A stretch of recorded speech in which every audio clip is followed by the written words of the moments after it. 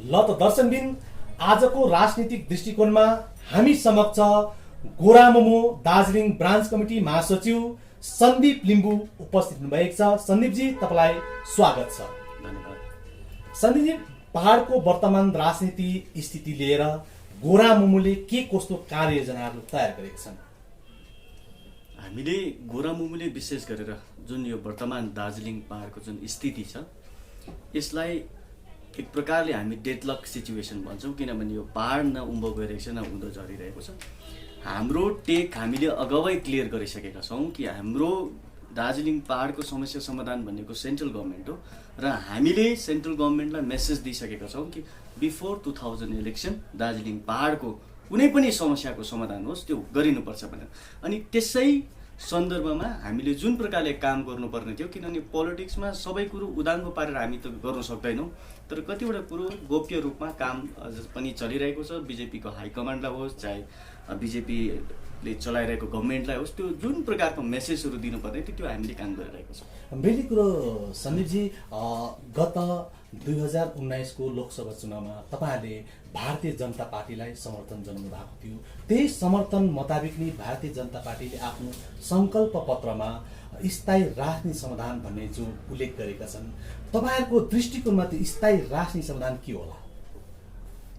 यो स्थायी राजनीतिक समाधानलाई हामी जुनै पाटाबाट जुनै एंगलबाट पनि हामी हेर्न सक्छौँ। आफ्नो आफ्नो नजरिया, धेरैले स्थायी समाधान पीपीएस गोर्खाल्यान्ड बुझे, धेरैले युनियन टेरिटोरी बुझे, अनि धेरैले अर्कै पनि बुझे। तर हाम्रो भनाइ के छ भन्दाखेरि हामी त पर्मानेन्ट पोलिटिकल सल्युसन भनेर बसिरहेका छौँ। अनि सेन्ट्रल गभर्मेन्टकोबाट कुन चिज हो, पीपीएस उनीहरूको बुझाइ के हो र पहाडको बुझाइ यो छ र पर्मानेन्ट पोलिटिकल सल्युसन सेन्ट्रलको बुझाइ के छ, जबसम्म होम मिनिस्टरको टेबलमा बसेर डिस्कस हुँदैन तबसम्म हामी यो भनेर भन्न सक्दैनौँ। यसको मतलब यो होइन कि हामी कन्फ्युज छौँ भनेको होइन। अच्छा सन्दीपजी, एउटा कुरो यो स्थायी राजनीतिक समाधान जो छ, जो बिजेपीले आफ्नो संकल्प पत्रमा उल्लेख गरिरहेछ, त्यो स्थायी राजनीतिक समाधान विषयबारे तपाईहरु पनि कहीँ न कहीँ लन्डिरहेको, तपाईहरुमाथि पनि गुल्चे भइरहेको त्यस्तो के तपाईलाई अनुभव भइरहेको छैन? होइन, गुल्चे र लन्डिनु भन्ने कुरो त हामीले चुनाव लडेको 2019 मा हो र चुनावमा हामीले बिजेपीलाई म्यान्डेट दियौँ हामीले 5 सालको लागि, अर्थात् 2024 सम्म। तर हामी 2024 पनि नफर्केर त्यो भन्दा अगाडि नै मेनली कुरो मैले तपाईसे जान्नु चाहेको कुरो, जति बेला तपाईले स्थायी राजनीतिक समाधानको जो मुद्दा लिएर चुनावी मैदानमा उत्रिनु भयो, जनतालाई तपाईले भोट माग्नु भयो, त्यति बेला तपाईले यो स्थायी राजनीतिक समाधान तपाईले आफ्नो आफ्नो प्रकारले बयान गर्नु भएको छ। तर यही कुरो तपाईले चुनाव अघि बिजेपीसँग किन चाहिँ स्पष्ट गर्नु भएन र अहिले चुनावपछि बिजेपीलाई स्पष्ट गर भनेर दबाउ किन दिनु हुँदैछ? अब बङ्गालमा बिजेपीको आफ्नो पोलिटिकल आफ्नो उहाँहरूको पोलिसिज छ, दार्जिलिङ पहाडमा बिजेपीको अर्कै पोलिसिज छ। त्यो डिफरेन्ट एंगललाई हेर्दाखेरि बिजेपीले पर्मानेन्ट पोलिटिकल सल्युसनलाई नौरान गर्न नसक्ने स्थिति देख्यौँ र उनीहरूको बाध्यता हामीलाई नाम भन्दा पनि कामसँग मतलब रह्यो। हैन, मैले तपाईसँग यही त जान्नु चाहेको कुरो, जबकि तपाईले यो कुरो स्थायी राजनीतिक समाधान के हो भन्ने विषयमाथि तपाईहरु खुलासा नभई तपाईले जनतालाई भोट माग्नु भयो, जुन फलस्वरूप जनताले तपाईलाई भोट पनि दियो र त्यसकै फलस्वरूप 4 लाख भन्दा अधिक भोटले दार्जिलिङबाट विजय पनि भएर गयो। आजको दिनमा तपाईले जब सेन्ट्रलमा बिजेपीको पूर्ण बहुमतको सरकार छ, अहिले तपाईले भन्नुहुँदैछ बिजेपीले स्थायी राजनीतिक समाधान के हो यो खुलासा गर्नुपर्छ भनेर तपाईले बारम्बार भन्नुहुँदैछ। तपाईले चाहिँ यहाँसम्म कि डेडलाइनसम्म पनि दिनुभएको छ। यो कुरो तपाईले पहिल्यै नै किन गर्नु भएन? यो कतै तपाईहरुको यो चुक होइन, राजनीतिक चुक यसलाई मान्नुहुन्न? यसलाई चुक नमानेर यसलाई राजनीतिक दौपेजको रूपमा हेर्नुपर्छ। अच्छा, किनभने चित पनि पोट पनि पहाडको हुनुपर्छ। अनि यसलाई यो पीपीएस बारे चाहिँ अलिकति म तपाईलाई अर्को सन्दर्भमा के बताउन चाहन्छु भने पीपीएस लाई अलिकति बुझाउनको निम्ति कन्या गर्भवती भएको छ, अनि कन्याले एक दिन जन्माउँछ, कन्या गर्भवती भइसकेपछि कन्याले जन्माउँछ, छोरा जन्माउँछ या छोरी जन्माउँछ, त्यो पहिल्यै जाँच गर्यो भने त त्यो अर्कै कानुनले भन्ला। तर छोरी जन्मिसकेपछि छोरा जन्मेपछि आफ्टर बर्थ नाम जे पनि राख्दा हुन्छ, तर जन्मिनु सबभन्दा जरुरी हो। हैन, मैले चाहिँ जान्नु चाहेको जो कुरो चाहिँ जनताले पनि जान्नु चाहिरहेको छ, भोलिको दिनमा स्थायी राजनीतिक समाधान बंगाल भित्रको व्यवस्था हो भने तपाईहरुले जति बेला तपाईले पीपीएस देखाएर जनतालाई भोट माग्नु भयो, जनतालाई एपिल गर्नुभयो, अनुरोध गर्नुभयो, जनतालाई त्यति बेला के जवाब दिनुहुन्छ तपाईँले? बङ्गालभित्रको व्यवस्था भनेको डिजिएससी र जिटिए, त्यो व्यवस्था जनताले नकारिसकेको, त्यो व्यवस्थाको घोर विरोध गरेर हामीले 2019मा म्यान्डेट दिएको र हामी पनि फेरि राजनीतिमा हामी लन्डिनु चाहँदैनौँ। हैन, त्यही त मैले तपाईसँग जान्न चाहेको। जुनै पनि तपाईहरु के भन्छ स्पष्ट हुनु भएको छैन। हामी पीपीएस यो भनेर बीजेपीले स्पष्ट गरेको छैन र यस्तो अवस्थामा भोलिको दिनमा पीपीएस जो बंगाल भित्रको व्यवस्था हो भने तपाईहरुले त्यति बेला जनतालाई के भनेर चाहिँ जवाब दिनुहुन्छ? त्यो त तपाईहरुले जनतालाई पनि एक प्रकारले लन्डाको जस्तो, जनतालाई गुल्चे गरे जस्तो। अब त्यति बेला हामीलाई धोका भयो भन्ने फेरि तपाईले भन्नु त मिलेन नि त। जनतालाई हामीले जवाब दिने होइन, तर जनताले एउटा जिम्मेवारी दिएर राखेको पार्टी भएको कारणले, हामीले म्यान्डेट दिइसकेको कारणले यदि बीजेपीले हामीसँग विड्रोय गर्छ भने त्यसको हामी मुतोड विरोध गरेका हुन्छौँ। तर पर्मानेन्ट पोलिटिकल सल्युसन भनेको विदिन बेङ्गालको कुनै पनि सिस्टम होइन। पर्मानेन्ट पोलिटिकल सल्युसन भनेको सेन्ट्रल गभर्मेन्टले जो कन्स्टिट्युसन अफ इन्डिया भित्र भएको व्यवस्था हो, जो चाहिँ बंगालदेखि अलग्गै रहन्छ, त्यसलाई चाहिँ हामी पर्मानेन्ट पोलिटिकल सल्युसनको रूपमा हामी हेर्न सक्छौँ। भन्नु मतलब बीजेपीको चाहिँ नजर पीपीएस के हो भन्ने विषयमाथि बंगालदेखि छुट्टै व्यवस्था हो। पहाडले बुझेको पनि बंगालदेखि छुट्टै व्यवस्था हो, बीजेपीको बुझाइ पनि बंगालदेखि छुट्टै व्यवस्था हो। यदि भोलिको दिनमा बीजेपीले बंगाल भित्रको व्यवस्था दियो भनेदेखि तपाईहरुले घोर विरोध गर्नुहुन्छ? हामी बंगाल भित्रको व्यवस्था दियो भने थाप्नै पर्छ भन्ने हामी बाध्यतामा छैनौं। तर हामी जनताको त 5 साल त खेर गयो नि त। विगत 2009 देखिको 2019 सम्मको हामीले हिसाब गरिने आजसम्म जो 15 सालको मैले अघि नै तपाईलाई बताए, जनता कति लन्डिने, मैले अघि तपाईलाई बताए हामीले 4 सालको लागि 5 सालको लागि म्यान्डेट दिएको हौ। यो अहिले हामी लगभग 1 साल भित्र छौं र कामकाज चलेको पनि अब यो कोरोनाको कारणले गर्दा त्यति राम्रो चल्न पाएको छैन। तर हामी भन्दै छौं 2024 सम्म हामी पर्खिनु सक्दैनौं। हामी अर्थात दार्जिलिङ पहाडले पर्खिनु सक्दैन बीजेपीलाई। हामीले भन्छौं बिफोर दैट हामीलाई पर्मानेन्ट पोलिटिकल सल्युसन चाहिन्छ। त्यसको लागि हामीले बारम्बार हामीले हाम्रो सांसद मार्फत होस्, चाहे बीजेपीको आला कमान्ड मार्फत होस्, हामीले सेन्ट्रल गभर्नमेन्टलाई दिनुपर्ने पोलिटिकल प्रेसराइज हामीले दिइरहेका छौं। अनि हामी जनतालाई यो आश्वस्त गराउन चाहन्छौं, हामी कुनै पनि बंगाल भित्रको व्यवस्थामा हामी मन्जुरी दिँदैनौं र हामी त्यसमा एग्री हुँदैनौं। चाहे इन्द्र भगवानै आएर पनि बंगाल भित्रको व्यवस्था दिन्छ भने हामी कदाचित हामी मान्दैनौं, किनभने हामी पोलिटिकल कम्पल्सनमा छैनौं। हामीसँग त्यो मान्नै पर्छ, लिनै पर्छ भन्ने बाध्यता छैन। तर हामीसँग एउटै बाध्यता छ, जुनै पनि व्यवस्था होस् बंगालदेखि बाहिरको व्यवस्था हुनु पर्यो। बंगाल गभर्नमेन्टको हस्तक्षेपदेखि बाहिरको व्यवस्था हुनुपर्छ। त्यसले मात्रै पहाडको उन्नति गर्न सक्छ। नत्र हो भने अहिले हामीले हेर्यौं भने डिजिएससीलाई मानिलिनुहोस्, जिटिएलाई हेर्नुहोस्, आज कुनै पनि व्यवस्था बंगाल भित्रको राम्रोसँगले चल्नु पाएको छैन र चल्नु नपाएको कारणले गर्दा पहाडमा केही पनि हुन सकेन। हामीले एक्सपेरिमेन्टलको रूपमा डिजिएससी र जिटिए हेर्यौं, त्यो व्यवस्थाले केही पनि हुन सकेन। त्यही भएको कारणले हामीले जुन पीपीएस हाम्रो बुझाइ छ बंगालदेखिको बाहिरको व्यवस्था हो, जुन व्यवस्था निस्केर आउँछ त्यो दिन निश्चय नै नौरान हुन्छ, त्यसको नामकरण हुन्छ, त्यति बेला सबैलाई थाहा हुन्छ। अच्छा, मैले कुरो जिनेलेफले गोरा मोमोले 2021 बंगाल विधानसभा चुनाव भन्दा अघि नै यो पीपीएस के हो यो खुलासा गर्नु पर्छ भन्ने तपाईले एउटा एक प्रकारले डेडलाइन साथै चुनौतीपूर्ण तपाईले पनि दिनुभएको छ। र यदि त्यो नभएको खण्डमा बंगाल विधानसभा चुनाव अघि भारतीय जनता पार्टीले पीपीएस को खुलासा नगरेको खण्डमा जेनेलेको टेक के हुन्छ? जेनेले सिन्दुर नहालेको हामी एउटा युवती हो। हामीलाई कसैले मङ्गलसूत्र हालिदिएको छैन र कसैले सिन्दुर हालेको छैन कि हामी उनलाई पछि पनि पर्छ, उसँग जानै पर्छ भन्ने छैन। तर हामीसँग एउटै बाध्यता हो, हामीले जुन डेडलाइन दिएको छौं यो दार्जिलिङ पहाडको डेडलाइन हो, जनताले चाहेको डेडलाइन हो। अनि हामी एज सुन एज पोसिबल पहाडको समस्या समाधान होस् भन्ने हाम्रो टेक छ र त्यो बीजेपीलाई थाहा छ। अझै मैले तपाईले जो डेडलाइन दिनुभएको छ, समय सीमा दिनुभएको छ, त्यो अवधि भारतीय जनता पार्टीले तपाईहरुको जो डिमान्ड छ, तपाईहरुको जो माग छ, त्यो खुलासा नगरेको हुनामा तपाईहरुले के 2021 को विधानसभा चुनावमा पहाडको यो 3वटा सिटमाथि आफ्नो बलबुत्तामा उम्मेदवार दिनुहुन्छ? बीजेपीले खुलासा नगरेको खण्डमा पहाडको राजनीति कुनै पनि दिशामा मोडिन सक्छ। अच्छा किनभने अहिले 2021 आउनु धेरै लामो छ, किनभने बिजेपीसँग एउटा मनसुन सत्र सकेपछि अब एउटा विन्टर सेसन छ, हामीले काम गर्ने एउटा समय छ। बिजेपीसँग पनि समय छ, छोटो छ तर महत्त्वपूर्ण समय छ, हामीसँग पनि छोटो छ महत्त्वपूर्ण समय छ। तर हामीले जुन प्रकारले टेक बिजेपीलाई दिइसकेको छ, हाम्रो स्ट्यान्डलाई क्लियर गरेको छौँ, निश्चय नै बिजेपीलाई गर्नु यसमा कर लाग्छ। यदि नगरेको खण्डमा मैले अघि नै भने जेएनएलएफलाई सिन्दुर हालेर राखिएको कुनै युवती होइन। अच्छा जेएनएलएफ कुनै पनि राजनीतिको दिशामा मुडिन सक्छ। अच्छा जेएनएलएफ विगतका दिनहरूभन्दा अहिले वर्तमान स्थितिमा जेएनएलएफ सङ्गठन विस्तार साथै गाउँ बस्ती अभियान जो उहाँहरूले एकदम तपाईँहरूको पार्टीले तेज रूपमा हामी गरेको देखिरहेका छौँ, यो तपाईँहरूको यो 2021 को चुनावको लागि तयारी हो?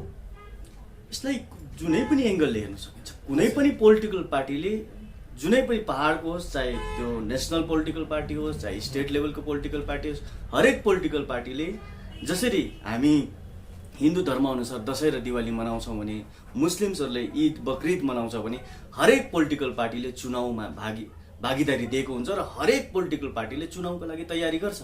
तर यसको मतलब यो होइन कि हामी चुनावलाई लिएर मात्र जन्मेको पार्टी होइन।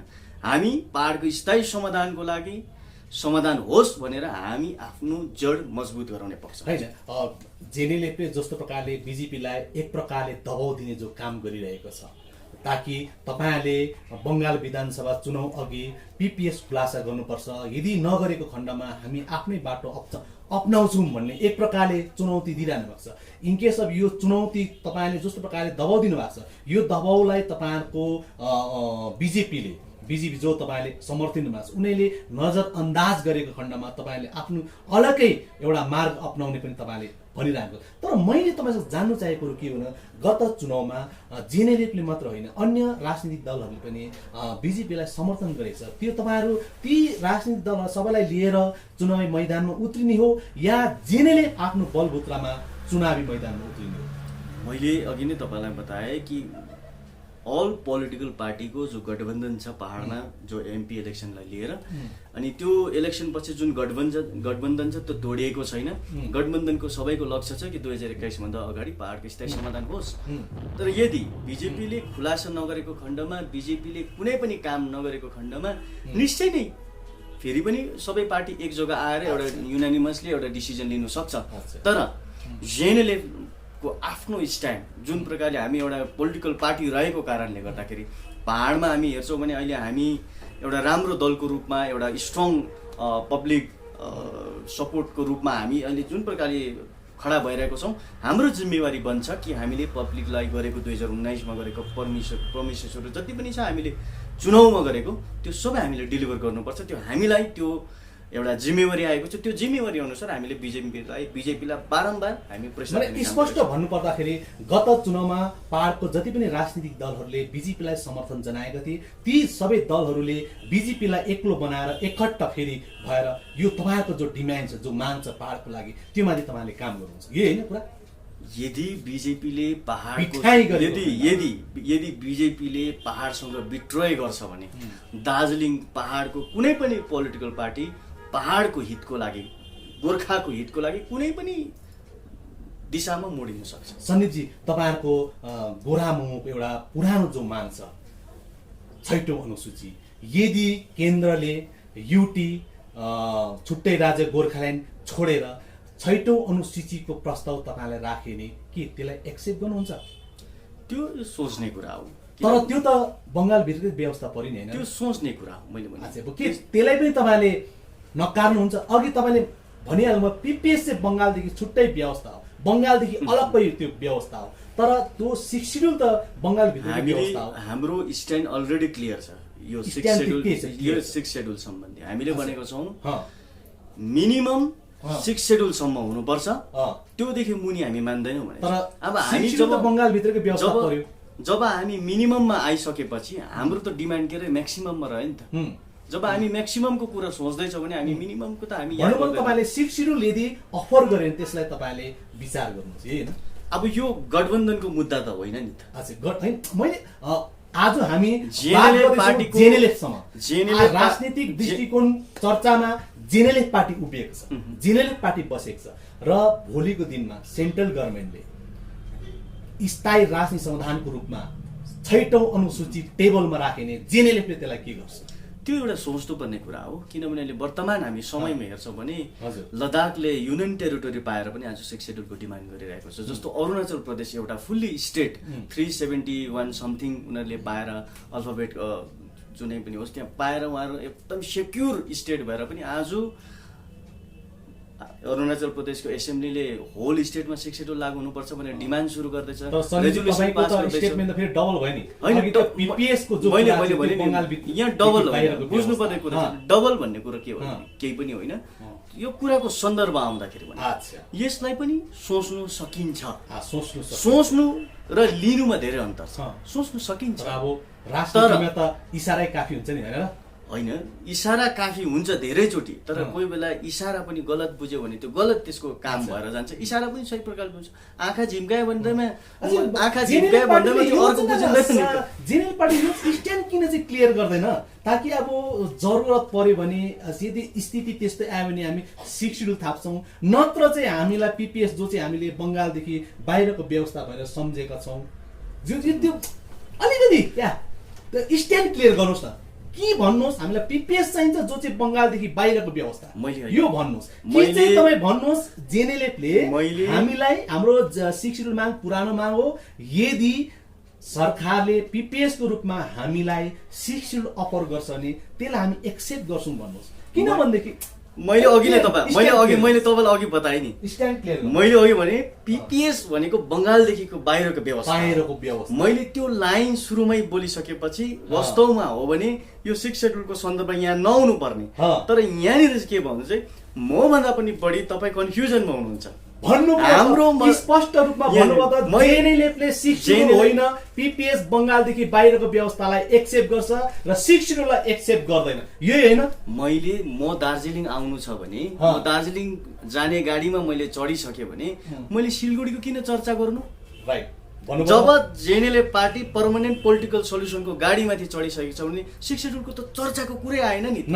तपाईँकै पार्टीको शीर्ष नेतृत्वहरूले गत दिन यही कुरा गरेका छन्। यदि सेन्ट्रल गभर्नमेन्टले युटी दिँदैन भने, छुट्टै राज्य दिँदैन भने 6 शेड्युलसम्म चाहिँ हामी एक्सेप्ट गर्छौँ भनेका छन्। त्यो सोच्नुपर्ने कुरा हो। यदि दिएन हैन, त्यो एउटा अङ्ग्रेजीमा यो भनेको छन्, एउटा अङ्ग्रेजीमा यो भनेका छन्, एउटा अङ्ग्रेजीमा भनाइ छ, something is better than nothing.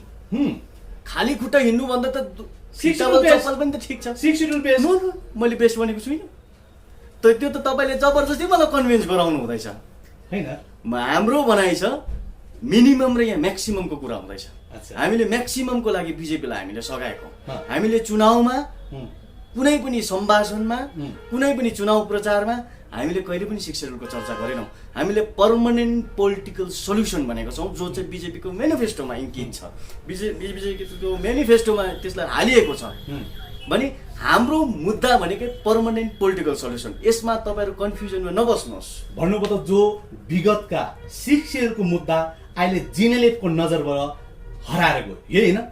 लोप भएर बिलाएर गयो। पोलिटिकल सल्युसनको चर्चा आएपछि, पर्मानेन्ट पोलिटिकल सल्युसनको चर्चा आएपछि त्यो त सेकेन्डरी भयो नि त। अहिले त सेकेन्डरी राजनीतिक समाधानको जो कुरा, प्राइमेरी कुरो चाहिँ पर्मानेन्ट पोलिटिकल सल्युसन। अच्छा, एउटा कुरो तपाईँले बताउनुहोस्, बिजेपीलाई 2019 को चुनावमा तपाईँले पनि समर्थन गरेको, बिजेपीको पक्षमा तपाईँले प्रचार प्रसार गरेको, धेरै काम गरेको, तर गत केही दिन पहिला अघि जो त्रिपक्षीय वार्ताको जो कुरा आयो, त्यो त्रिपक्षीय वार्तामा स्पेसियली गोजा मोमो 1 लाई मात्रै निमन्त्रणा गरेको थियो। त्यसपछि गोजा मोमो 1 ले पछि गएर तपाईँलाई निमन्त्रणा गरेको थियो।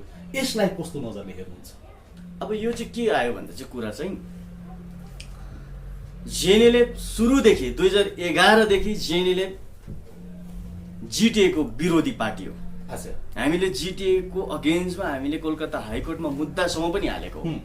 अनि यो पार्टी जीटीए को रिभ्यू मिटिङमा बोलाउँदाखेरि यो जेएनएलएफ पार्टी कदाचित कहिले पनि जाँदैन। गत केही दिन पहिला जो 7 अक्टोबरको जो वार्ता बल्ल आएको थियो, त्यो 7 अक्टोबरको जो वार्तामा स्पेशली विशेष रूपमा गोर्खाल्यान्ड भन्ने शब्द होइन, त्यसमा सायद तपाईँहरू पनि सबैसँग कन्फ्युजन हुनुभयो। पहिलाको पत्र मलाई गोर्खाल्यान्ड माथि 3टा पत्रको चर्चा गरौँ। 3टा पत्र। पहिलो पत्र आयो होम मिनिस्ट्रीको CS division, central state relation division. इन्डियामा सीएस डिभिजन जिएनको लागि अलग्गै छ, नर्थ इस्टको लागि अलग्गै छ, त्यस्तो थुप्रै डिभिजनहरू छ। त्यो डिभिजनको सेक्रेटरी लेभलले चिठी काट्यो, पहिलो जिटिए रिभ्यू भनेर, दोस्रो त्यतिबेला तपाईले नै विरोध जनाउनु भएको थियो, दोस्रो चिठी आयो, दोस्रो चिठी आएर गोर्खाल्यान्डको पछाडि के शब्द लेखेको थियो, एउटा सानो शब्दमा लेखेको थियो, त्यो आरइजी लेखेको थियो, त्यो ब्युरोक्रेट ल्याङ्ग्वेजमा, पोलिटिकल ल्याङ्ग्वेजमा त्यसको के हुन्छ मिनिङ्स, त्यो हेर्दाखेरि कुरा स्पष्ट थियो नि।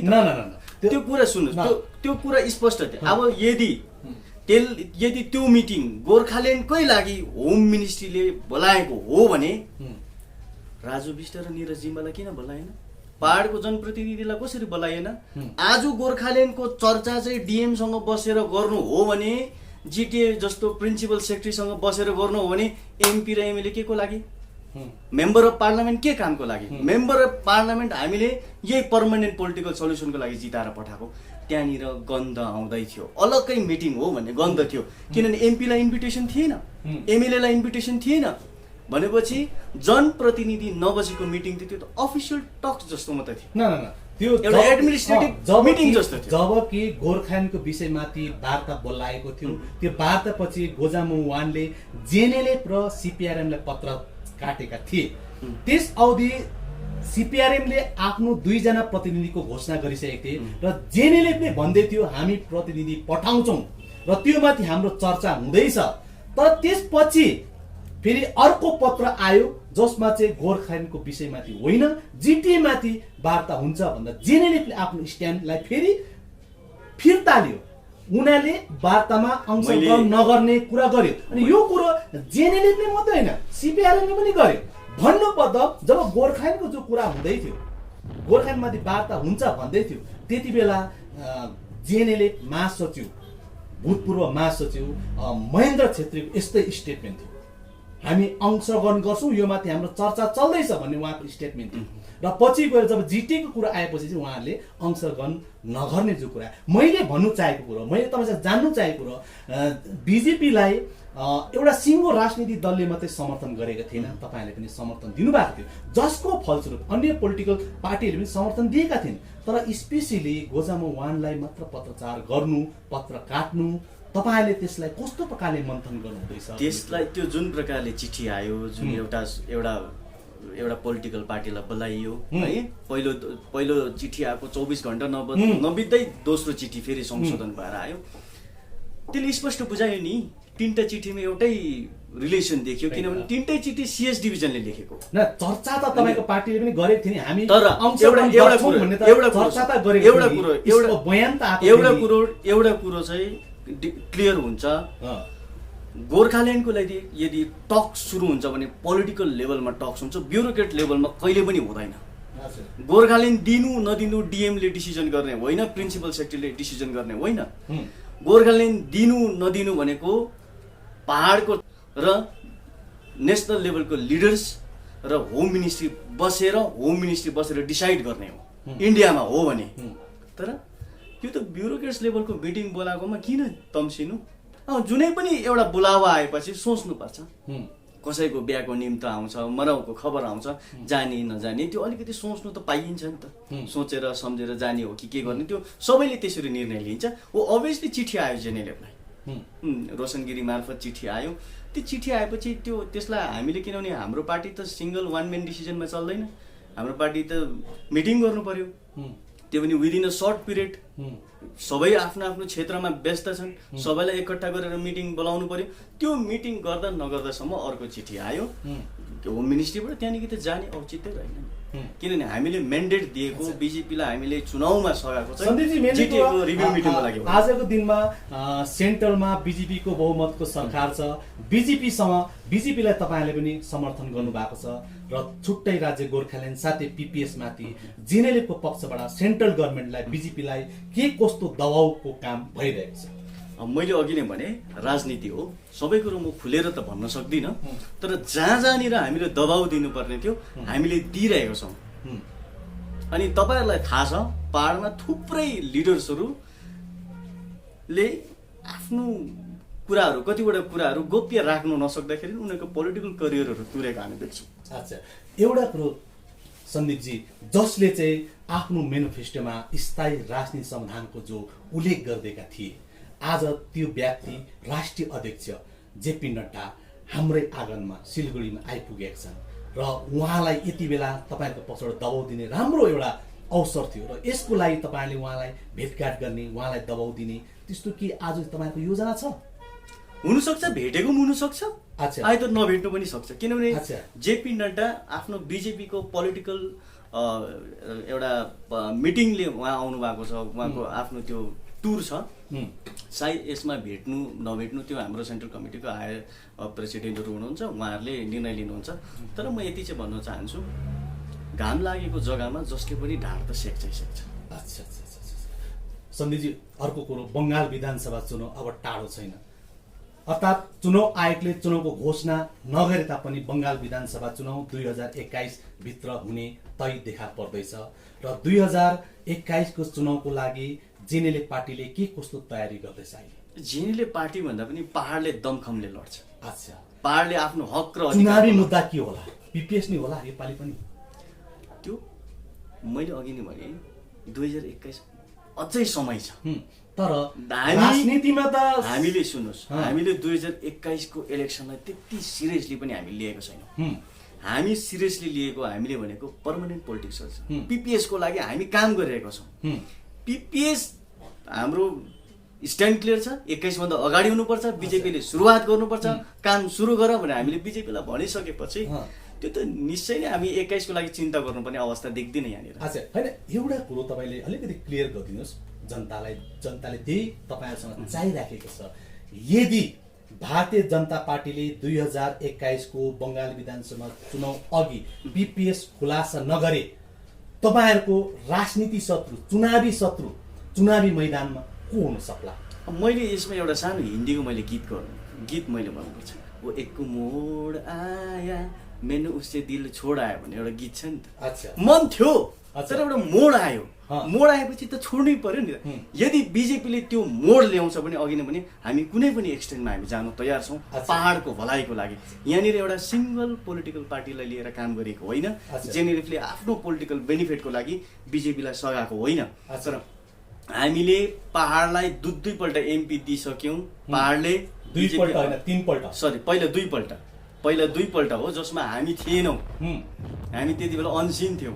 तर हामी यो पालि जोडिँदैछौँ। हामी जोडेको कारण दुईपल्ट झुक्काएको जस्तो हामी झुक्किनु हुँदैन भने हामीलाई क्लियर हामीलाई माइन्ड सेट छ। अनि त्यही भएको कारणले हामीले जबदेखि राजु विष्ट पार्लियामेन्टमा पुग्नुभयो तबदेखि हामीले सुरु गरेको। अच्छा, मेनली कुरो सन्दीपजी, तपाईँले बिजेपीले तपाईँहरूको जो माग छ, डिमान्ड छ, पिपिएस जो छ त्यो खुलासा नगरेको खण्डमा तपाईँले आफ्नो गीत मार्फत त त्यसको जवाब दिइहाल्नुभयो। यदि बिजेपीले तपाईँहरूको माग मानिलिए तपाईँहरूको चुनावी मैदानमा तपाईँहरूको मुख्य प्रतिद्वन्दी कोसँग रहला?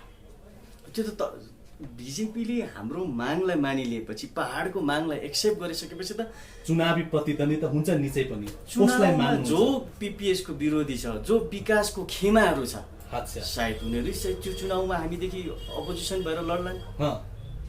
अच्छा सन्दीपजी, 86 को इतिहासदेखि लिएर अहिले वर्तमानको इतिहाससम्म हामी अवस्थासम्म हामीले त्यसलाई पल्टाएर हेऱ्यौँ भने गोर्खाल्यान्ड आन्दोलन पटक पटक हामी फेल भएको हामी पाउँछौँ, विफल भएको पाउँछौँ। यसको के कारण लाग्छ तपाईलाई? किन चाहिँ फेल हुन्छ यो? यसलाई फेल भन्नु मिल्दैन। अच्छा, यो फेल होइन, यसलाई फेल भनेर मिल्दैन भन्नु। अच्छा, किनभने कुनै पनि चिज बनाउँदा बनिएन, त्यो बनिँदैन भने त्यो फेल हुन्छ। घर बनाउनेले, एउटा घर बनाउने डकर्मीले, कार्पेन्टरले घर बनाउँदा पनि घरै बनिएन भने त्यो फेल हो, बनाउन सकेन।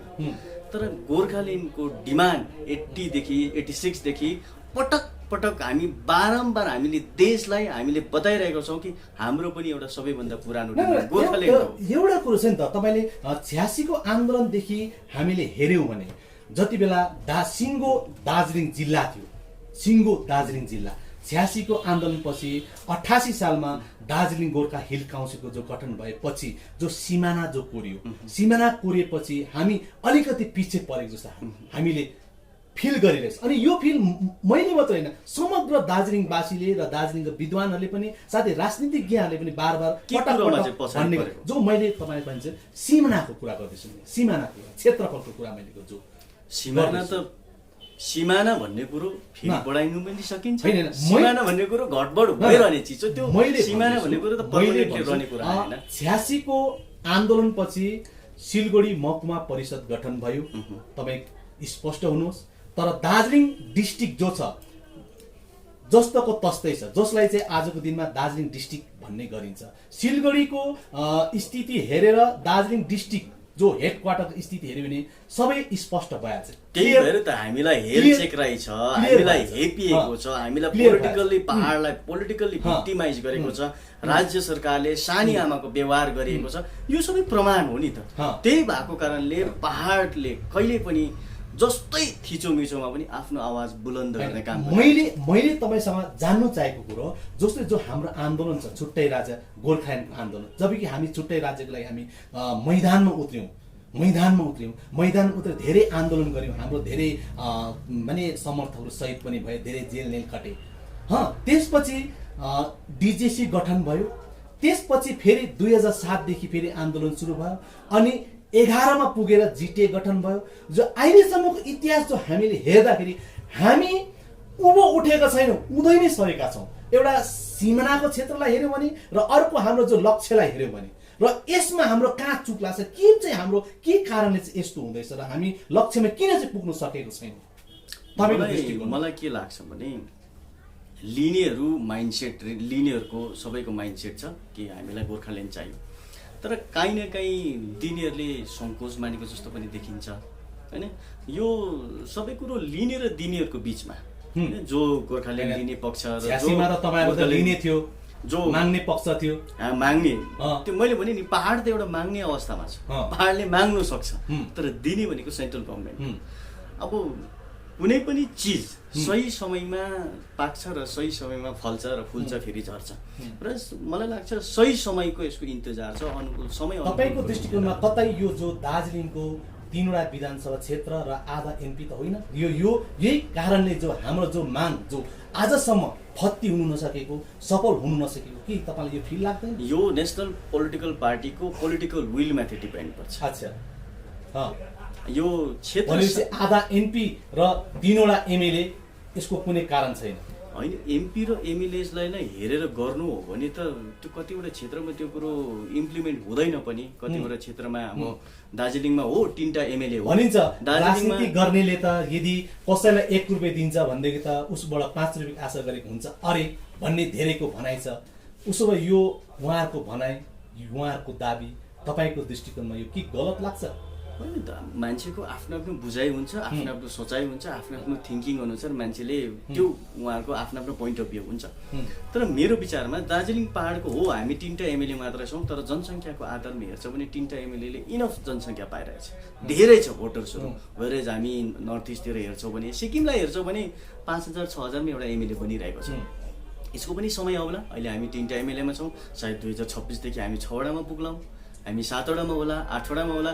जब 2026 मा यो फेरि डिलिमिटेसनको कुराहरू आउँछ, त्यति बेला पहाडले काम गर्नुपर्छ। त्यो तमाम पोलिटिकल पार्टी मिलेर काम गर्नुपर्ने हो। अच्छा, भन्नु मतलब यो 3टा एमपी र 3टा एमएलए र आधा एमपी, यसको कुनै आधार बन्दैन? आधार बन्दैन, यो पोलिटिकल विलमाथि डिपेन्ड पर्छ। अच्छा, यो तपाईँको दृष्टिकोणमा भारतीय जनता पार्टीको नजर के लाग्छ? भारतीय जनता पार्टीको गोर्खाहरूप्रति उहाँहरूपट्टि सफ्ट कर्नर छ हामीप्रति। उहाँहरूले काम गर्ने इच्छा जाहेर गर्नुभएको, विशेष गरेर अमित शाह जो अहिले वर्तमान होम मिनिस्टर हुनुहुन्छ, उहाँ पहाडपट्टि एकदमै पोजिटिभ हुनुहुन्छ। किनभने हामीले चुनावी गठबन्धन गर्दा पनि उहाँसँग नै गरेको, र उहाँको अनुसार उहाँले पहाडलाई स्थायी समाधान दिने उहाँको जुन बाचा छ, उहाँ त त्यसमा अडिग हुनुहुन्छ।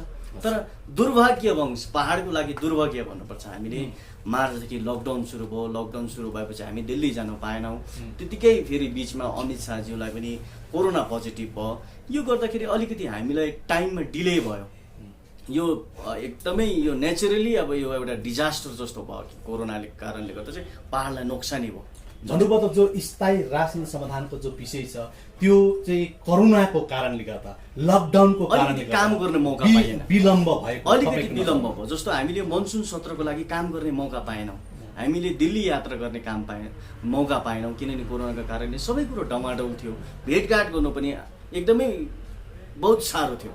तर अहिले जुन प्रकारले यो अब देशले अनलक 5, 6 गरेर जुन प्रकारले अलिकति ढिलाइ गरेको छ होइन, यो कोरोनाको जुन प्रोटोकलमाथि, यो भएको कारणले गर्दा अलिकति एउटा मौका पाइँदैछ। हामीसँग एउटा मौका छ 2021 भन्दा अगाडि काम गर्ने, हामी पोजिटिभली नै काम गरिरहेका छौँ र बिजेपी पनि यो माथि पोजिटिभ छ। हामी आउटकमको इन्तजारमा छौँ।